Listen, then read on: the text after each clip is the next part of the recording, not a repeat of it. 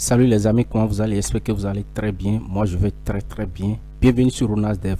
Nous poursuivons notre formation PHP et aujourd'hui on va voir quelques concepts de base du langage PHP. Dans la précédente vidéo, pour rappel, nous avons vu l'introduction au langage PHP. Nous avons parlé de pourquoi il faut apprendre PHP en 2021 maintenant. Pourquoi PHP est bon. Nous avons donné quelques avantages de PHP. Nous avons profité pour installer les outils dont nous avons besoin pour pouvoir développer en PHP. Maintenant, dans cette partie maintenant, nous allons commencer proprement dit la programmation en langage PHP. Nous allons commencer. Et pour cette fois-ci, on va parler un peu de quelques notions de base et profiter pour parler des variables en PHP. Maintenant, étant dit, paf, nous continuons. Comme on a dit dans la précédente vidéo, ce qu'on va faire premièrement ici, on va faire tourner. D'abord, on va lancer notre fameuse application WAMP. Donc, vous venez sur WAMP, vous faites double-clic sur ça et vous attendez à ce que ça ne tourne. C'est encore en rouge ici, donc vous attendez à ce que ça devienne vert d'abord. Donc, l'icône maintenant est vert et c'est propre maintenant. Quand vous cliquez, vous faites clic gauche sur ça, voilà ce qu'on obtient. Ok, il n'y a pas de problème. Alors, vous pouvez cliquer ici pour aller directement sur la page d'accueil du serveur ou bien directement, vous venez dans votre navigateur ici et vous tapez simplement dans la barre de texte localhost. Vous tapez localhost, vous faites entrer et paf, nous sommes ici. Voilà la page d'accueil. Tout est ok. Maintenant, ce que vous allez faire maintenant, on va créer un nouveau projet. Donc vous venez toujours dans le dossier WAMP, vous allez dans le sous-dossier 3W. Maintenant, on va créer un autre projet qu'on va nommer ici maintenant. On va nommer ici et simplement tuto. Donc on met tuto 1. Je mets tuto 1. Je fais clic droit et puis je clique là-dessus pour ouvrir ça directement. J'ouvre ça maintenant ici et je crois que c'est parfait. J'ouvre ça ici. Voilà. Je suis sur tuto. Maintenant, si vous êtes tuto, vous cliquez sur tuto maintenant et vous venez ici, là où ils ont mis petit croix ici et vous avez vu new file. Sinon, vous cliquez sur new file. Vous donnez maintenant un nom. On met toujours tuto ici. .php. Maintenant, quand vous mettez entrée, je vais agrandir ça. Vous mettez entrée, voilà ce que nous avons. Et puis, on revient ici. Nous avons notre structure. Je vais nommer ça ici tuto. Paf. Ici maintenant, je vais essayer d'écrire quelque chose. Si je mets un paragraphe ici, comme je peux écrire de HTML dans PHP et de PHP dans HTML, c'est pas un problème. Donc ici, si je vais mettre je suis un débutant, je vais vous montrer quelque chose très rapidement. Je suis un débutant. Si vous venez ici maintenant, on vient maintenant sur notre serveur, la page d'accueil du serveur. Quand on actualise, regardez ici vos projets. Quand on va actualiser maintenant, paf, tuto 1, ça vient ici. Du coup, quand vous venez ici maintenant, vous faites slash, vous mettez tuto 1 maintenant, vous mettez tuto 1, paf, nous sommes rédigés ici. Et quand on clique là-dessus, nous sommes ici. Je suis un débutant. Maintenant, je vais vous montrer quelque chose très rapidement. Ce que je vais vous montrer là, c'est quoi? Regardez, si vous êtes ici maintenant, ça va mettre tuto. Et si vous venez ici, vous venez d'abord, si vous mettez slash tuto 1, vous allez venir d'abord dans le dossier tuto et vous allez voir le fichier tuto.php. Vous venez dans le dossier tuto 1, vous allez voir tuto.php. Maintenant, supposons que je change de nom à mon fichier. Je vais lui changer de nom. Je vais le nommer maintenant. Vous cliquez là-dessus. Vous cliquez sur F2, touche de fonction F2. Donc, vous pouvez changer de nom. Je mets par exemple index.php. Je mets index.php. Paf. Si vous mettez index.php, revenez ici. On va venir ici sur la page d'accueil. On met slash. On va voir si ça va se comporter comme l'autre. Vous mettez slash. Vous mettez maintenant tuto, le nom de notre dossier tuto 1. Entrez directement. Ça vient sur je suis un débutant. Avant, quand vous venez ici, ça présentait les sous-dossiers de dossier tuto. Et nous avons du dossier tuto 1. Et nous voyons notre fichier que nous avions nommé avant tuto 1. Tuto.php. Vous voyez, nous voyons tuto.php. Et c'est quand on va cliquer sur tuto.php maintenant que ça vient ici. Mais comme nous avons nommé ça maintenant index.php, directement, quand on vient dans le dossier tuto 1, directement, ça charge le fichier index.php. Sans qu'on ne clique pas là-dessus, ça va charger directement index.php. Pourquoi? Parce que si vous codez, vous programmez en langage PHP, et vous nommez un fichier index.php, index, si le PHP voit index, c'est tout comme si la page d'accueil de votre site web, de votre projet, du site web ou bien de l'application web que vous êtes en train de créer plutôt. Donc, c'est la page d'accueil qui se nomme index.php. Du coup, si vous nommez un fichier index.php, le serveur, votre serveur, il voit ça, il considère directement ça comme la page d'accueil. Et du coup, c'est ça, il va envoyer maintenant à votre navigateur pour que le navigateur puisse afficher ça. Vous comprenez ce que je suis en train de dire? Donc, faites attention quand vous nommez les trucs comme ça. Donc, voilà la différence entre nommer un fichier très simple ou bien nommer un fichier en lui donnant le nom index.php. Bon, dès lors, comme j'ai parlé déjà de ça, on va commencer par nommer notre fichier, nos fichiers index.php. Nous avons nommé ça index.php. Bien sûr, vous savez, pour écrire du PHP, on sait déjà ce qu'on utilise. Donc, notre balise, c'est ici, PHP. Et puis, on met encore PHP. On ferme les chevrons. Voilà. Nous sommes ici maintenant. Je vais essayer d'agrandir ça pour que vous puissiez voir. Voilà, nous sommes ici. Ça fonctionne. Je vais fermer ici. Donc, si vous cliquez ici, ça va se fermer et ça va s'ouvrir. Donc, je suis ici maintenant. Je suis ici maintenant. Ce que je vais faire, la fois dernière, on a dit que dans la précédente vidéo, on a dit que pour écrire du test, on met simplement écho et vous mettez double guillemets, vous mettez ceci est un test. Donc, à la fin de l'instruction, vous mettez point virgule pour dire que nous sommes à la fin de l'instruction qui est ici. Donc, si vous mettez ça, on vient ici, on actualise, on voit ceci est un test. Voyez-vous, ceci est un test. Regardez. Si on vient ici maintenant, et puis on vient, on dit, on va venir sur afficher le code source. On affiche le code source. Voilà ce qu'on voit. Regardez ce que ça met. Regardez ce que nous, on avait mis ici. On a mis, c'est bon, ouvrant, point d'interrogation, PHP, tout ça. On a écrit code, tout ça. Mais le navigateur m'affiche le code source de cette façon. C'est tout comme si c'était que moi j'ai écrit ça. Ça veut dire quoi? Le navigateur ne reconnaît pas le langage PHP. J'avais dit ça dans la vidéo d'introduction. Le navigateur ne peut pas interpréter le langage PHP. C'est votre serveur Apache qui interprète du langage PHP. Du coup, Apache n'envoie pas un code ou bien une page en PHP à votre navigateur. Impossible. Ce que Apache fait, Apache maintenant, il prend le code PHP que vous avez écrit et il va le générer en HTML. Et c'est ce code HTML maintenant qu'il envoie maintenant à votre navigateur et le navigateur va interpréter ça.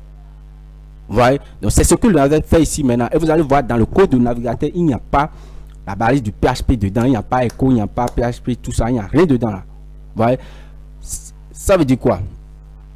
Et ça veut dire que vous pouvez mettre, comme je l'avais dit dans la précédente vidéo, vous pouvez mettre bien sûr de l'HTML ici et de l'HTML ici. Ce n'est pas un problème. Du coup, votre navigateur va pouvoir interpréter ça très facilement. Vous voyez, non? Va pouvoir interpréter ça très facilement comme ça. Ça va interpréter ça.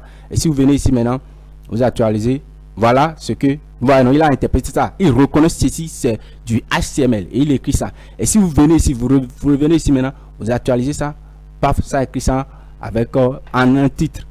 Voilà, non, en un titre. Voilà. À part ça aussi, comment vous pouvez encore écrire du code PHP?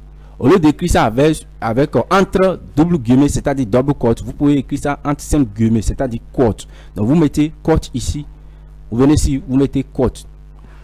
Ça veut dire même chose. Si vous mettez les deux quote ici, paf, ça va fonctionner. Ça va toujours fonctionner. Maintenant, et quelle est la différence entre les deux? Je vais vous montrer ça parce que je vous avais promis de montrer ça dans la précédente vidéo. Si je veux mettre c'est, je vais mettre simplement c'est du PHP. C'est-à-dire je vais mettre c'est du PHP. C'est du PHP. Regardez ça. Si je mets ça avec double quote, je vais mettre ça à double quote, c'est du PHP. Je mets double quote ici, je viens ici, j'actualise. Ça fonctionne parfaitement. Vous voyez, ça fonctionne parfaitement ici. C'est du PHP. Maintenant, si je tente à mettre du double quote ici, c'est-à-dire un 5 guillemets ici. Je vous ai montré tout à l'heure, on a affiché ça avec, on a affiché du texte avec 5 guillemets, ça a fonctionné. Mais regardez, si on fait ça maintenant, tout d'abord, vous voyez, votre Visual Studio Code, il est très intelligent. Il a souligné que c'est déjà une erreur. Et ceci en rouge, ceci est souligné. Ça veut dire que c'est déjà une erreur. Et si je m'entête, je viens ici, j'actualise ça, paf, ça met passe error syntaxe. Ouais, passe error, syntaxe error. un expert titre, ainsi de suite, ça écrit des trucs, ça veut dire que nous avons une erreur de syntaxe. Pourquoi? Parce que ici, quand votre le PHP il voit ça là, c'est-à-dire le début du début, il voit que c'est le début du test.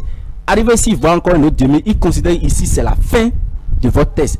Et vous continuez à écrire quelque chose ici, lui ne reconnaît plus ça. Il considère ça comme erreur. Parce que lui il a déjà considéré que c'est ici, le test commence ici, se termine ici. Donc, pour pouvoir dire non, moi je ne vais pas terminer mon test là, je dois lui montrer que lui dit que le code qui est ici, ce n'est pas la fin de mon instruction, ce n'est pas la fin du test. Et pour dire ça, il faut que j'échappe, on appelle ça échappement, il faut que j'échappe maintenant le code qui est ici. Et pour l'échapper, vous mettez anti-slash ici. Et si vous mettez anti-slash, j'actualise, j'enregistre ça, mais voilà, il ne souligne plus ça. Et si je viens ici, j'actualise, paf, ça fonctionne. C'est du PHP. Et ça fonctionne avec apostrophe qui est mis ici. Donc j'ai échappé l'apostrophe qui est ici. Voilà, non? Donc si vous utilisez des codes simplement et non des doubles codes, vous devez échapper tous les apostrophes dans votre test. C'est-à-dire tout ce qui ressemble à ce que vous avez passé, il doit avoir un seul début ici, un seul fin, une seule fin ici. Donc il faut échapper.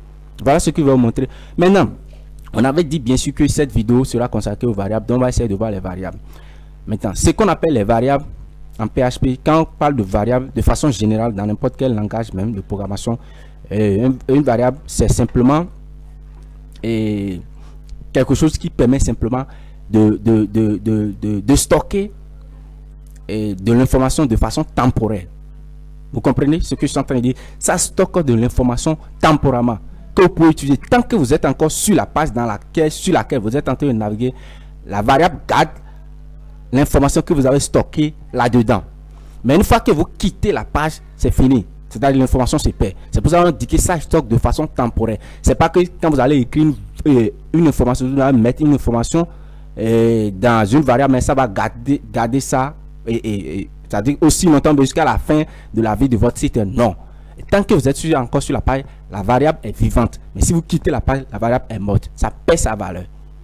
Donc, pour écrire une variable, pour stocker de l'information de façon temporaire ici en PHP, pour écrire une variable, on utilise, voilà la syntaxe on met $. Vous donnez maintenant le nom de la variable. Supposons que c'est mon prénom, je vais donner, donc je mets prénom. Prénom comme ça. Voilà le nom de la variable. On met $, vous mettez le nom de la variable. Après, vous mettez égal. Vous donnez maintenant la valeur de la variable. Ici, c'est mon prénom, donc c'est une chaîne, c'est un test. C'est un test plutôt. Donc, je mets Ronas Dev. Et ceci, bien sûr, c'est une instruction. Je dois mettre point virgule à la fin. Je mets point virgule. Et puis, c'est fini.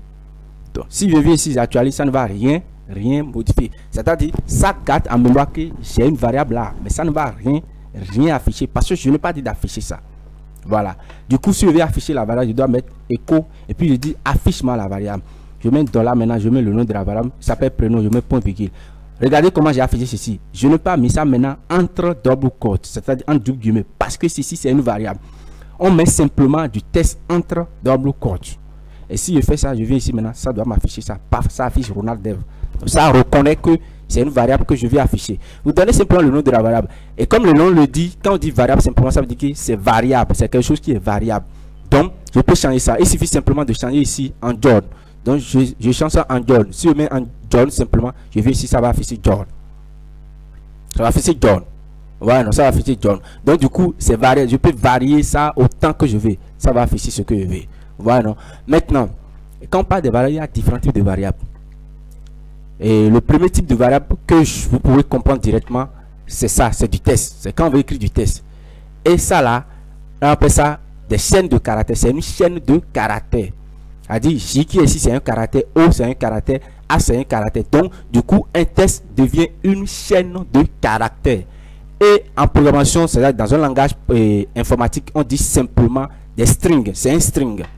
String, ça veut dire chaîne de caractères en anglais. Donc, ça veut dire string. Donc, il y a les strings écrits de cette façon. Après les strings aussi, supposons que je vais afficher mon prénom et puis mon âge. Donc, je mets $. Je donne le nom de la variable. Je dis âge, s'appelle âge. Donc, je mets égal. Et puis, je dis mon âge, c'est 10. J'ai 10 ans. Là, maintenant c'est un nombre. Ça veut dire que ce n'est plus une chaîne de caractères. Ce n'est pas un string, mais c'est un nombre. Et un nombre, comme ça, un nombre rond. Vous voyez, un nombre rond. C'est-à-dire 1, 2, 3, 4, ou bien -1, -2, -3. un entier relatif, un nombre. Et un nombre en anglais, on appelle, c'est des entiers. Et on les appelle, en programmation, en PHP, on les appelle les int. On dit les integers. Maintenant, ici, on dit simplement de façon raccourcie, on dit int. Si vous ne savez pas comment on écrit int, on met simplement int ici. Donc, vous mettez int ici. Donc, ça fait les int. Bien sûr, vous pouvez venir encore sur php.net et commencer la documentation. Vous allez commencer la documentation, vous allez voir les variables ici. Maintenant, ici, maintenant, c'est des entiers. Du coup, si je veux afficher l'âge, maintenant, il suffit de mettre ici echo age. Je viens ici maintenant, je viens ici, oui. Et puis, j'essaie d'actualiser. Paf, ça va m'afficher 10, mon âge. Maintenant, après les entiers, c'est-à-dire les int, il y a encore d'autres variables qu'on appelle les floats. Les floats, simplement, c'est des nombres à virgule. Ce n'est pas des entiers qui sont ronds. C'est-à-dire des nombres décimaux. Ouais, non, des nombres décimaux. Donc, supposons que mon âge c'est 10,5. J'ai 10 ans et demi. Donc, si je mets 10,5 ici maintenant, on appelle ça des floats. Paf, ça va écrire 10,5. Voilà le type de variable qu'on a. Après les floats, il y a encore autre type de variable qu'on appelle les booléens. Les booléens, simplement, supposons que je mets ici la variable, je lui donne non, cesse. Je dis femme. Et si je suis une femme, ici, si ça vérifie, je mets tout. Je suis une femme. Je mets point virgule. Si je ne suis pas une femme, je dis non, hein, moi je suis un homme, donc je mets false ici. Ça veut dire quoi? Ça veut dire simplement que les booléens, ça permet simplement de stocker deux valeurs. Simplement. La valeur des variables qui sont des booléens stocke simplement deux valeurs. Ça stocke false et ça stocke true. Ça veut dire true ou false. C'est tout. Soit c'est vrai, soit c'est faux. C'est tout. Ça permet simplement de vérifier les conditions. Et c'est très utilisé. On utilise ça beaucoup en programmation informatique. Que ce soit avec du PHP, du Java, peu importe le langage que vous utilisez. En programmation informatique de façon générale, on utilise beaucoup les booléens. Voilà, pour vérifier les conditions. True ou bien false. Et après maintenant, il y a autre type de valeur. Supposons que dans un jeu, par exemple maintenant, on veut chercher le gagnant. Donc je mets gagnant ici. Gagnant, je mets égal. Mais ici maintenant, c'est à la fin du jeu qu'on saura qui est le gagnant. Vous voyez, à la fin du jeu qu'on saura qui est le gagnant. Mais tant qu'on joue le jeu, la variable qui est ici maintenant, on ne connaît pas sa valeur, on ne connaît pas si c'est Ronald Dev qui a gagné, ou bien si c'est John qui a gagné. Donc nous ne connaissons pas pour le moment celui qui est le gagnant. Mais nous voulons quand même créer cette variable là, et ça sera là en mémoire. Et puis, pour lui dire, pour le moment, la variable est là, mais pour le moment, ça ne garde aucun nom, aucune valeur, pour ça n'a pas de valeur, on met simplement nul. On met nul. Ce n'est pas un type de variable, mais simplement c'est une variable qui ne stocke rien du tout. Quand on met nul, ce n'est pas que sa valeur vaut 0, mais ça veut dire quoi? Pour le moment, ça n'a pas de valeur. Donc vous pouvez mettre nul en grand caractère comme ça, ou bien vous pouvez mettre en minuscule. Nul comme ça, ça accepte tout. Ouais, non? Et ça fonctionne parfaitement. Et voilà. Et après, si le gagnant, supposons que le gagnant c'est moi, parce que moi je suis un gagnant, hein, donc le gagnant c'est Ronald Dev. Donc on peut mettre ici le gagnant maintenant, vous mettez ici maintenant Ronald Dev. Et c'est tout. Et paf, le gagnant maintenant c'est Ronald Dev. Si vous venez ici maintenant, vous affichez maintenant le gagnant. Vous essayez d'afficher le gagnant.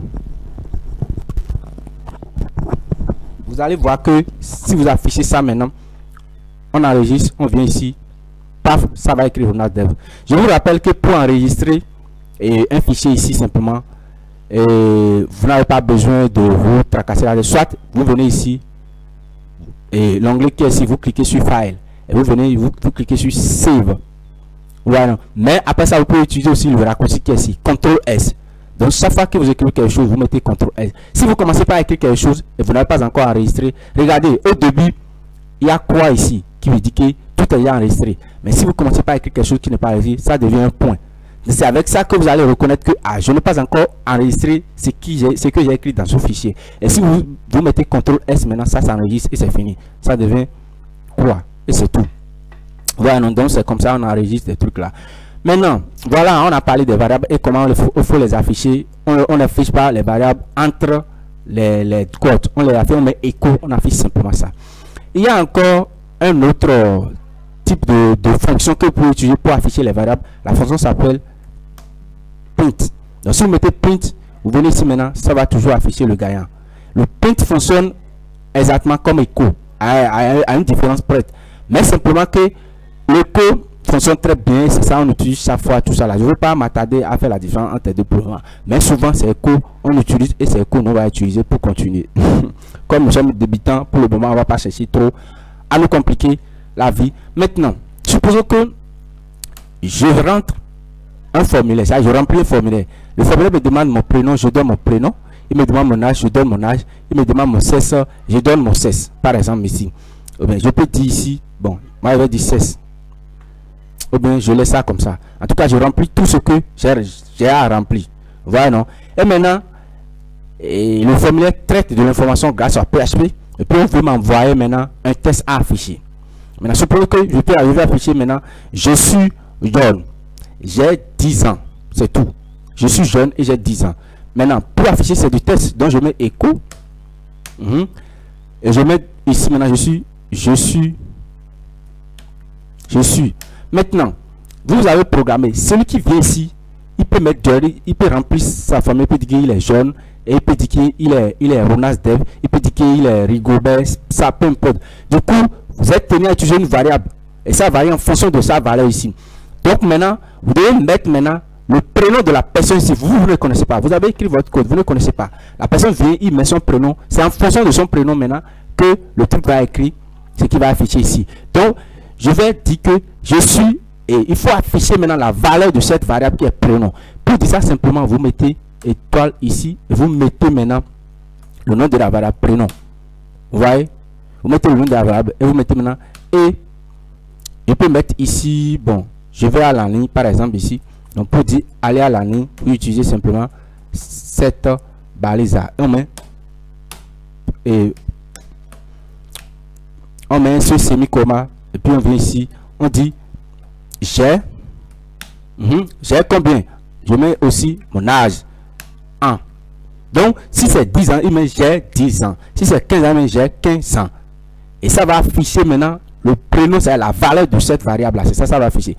Paf, je mets ici point virgule maintenant et puis j'enregistre avec CTRL S. Je viens ici, j'actualise maintenant, vous allez voir. Je vais effacer ici. J'avais mis écho gagnant quelque part ici. Donc j'efface ici. Paf, je suis jeune. Et j'ai maintenant, je suis jeune, j'ai 10 ans. 10,5 ans.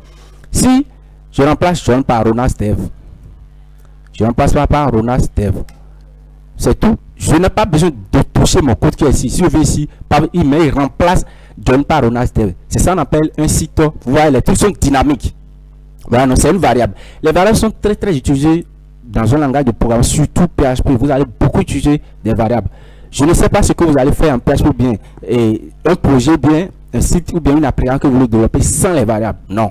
Donc, il faut maîtriser très bien comment les variables fonctionnent. Vous voyez comment les variables fonctionnent. Donc, ça là, on appelle ça la concaténation des variables. Vous concaténez une variable avec des chaînes de caractères ou bien avec une autre variable.